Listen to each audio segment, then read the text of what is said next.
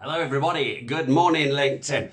So about a week ago I did a post on here called AAA Salespeople, and just to be clear, that is to help people who are recruiting salespeople in what they really need to look for in qualities and attributes. So as I say, it was called AAA. So the first A stands for attitude, the second A stands for aptitude, and the third A stands for activity. I'm going to work these backwards, but just bear with me, it doesn't really matter. I was recently speaking to somebody and he was saying he got a guy who was in his sales room, but the guy was lazy. His activity was not anywhere near that which was required to hit target. And quite simply, I said, is the guy got the necessary skills? Has he got the right sort of aptitude, the right sort of personality, bit of charisma to do the job on the telephone? And he said, yeah, absolutely. He's just lazy. Well, here's the thing. You can have someone with the right attitude in terms of themselves. You can have someone with the aptitude, the natural talent and the ability to learn and improve. But if they haven't got or not prepared to put the requisite amount of activity in, then it's not going to work. Here's a little equation for you to remember and to pass on to your salespeople. And if you're a salesperson watching, this applies to you absolutely directly. And it's this.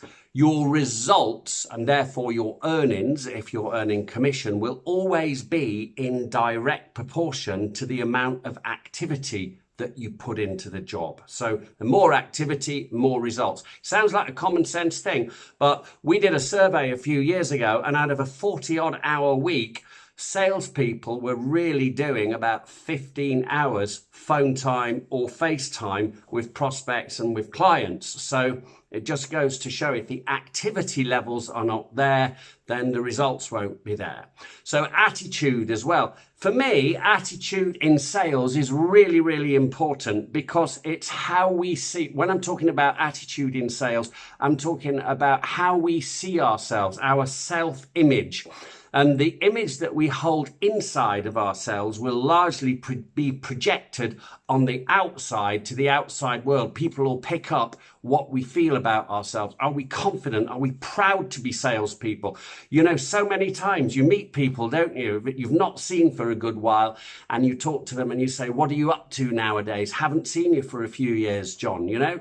And John tells us that he's just got a sales job until a proper job comes along. Now, this frustrates the hell out of me because if John didn't but know it, you can make more money you can make more money than lawyers and doctors and accountants and all the people who've been to university and studied for years and years and years, because it's a different dynamic in the way that we earn. In sales, we have the ability to leverage through teams and through our lower tiers and to earn overrides and secondary commissions and bonuses. Whereas if you're a doctor or a lawyer or accountant, usually you can only sell the hours that you personally have available. So selling, if we've got the right attitude towards sales as a profession, towards our customers and our clients, and towards ourselves from a self-image standpoint, is one of the best businesses that you could ever wish to be in.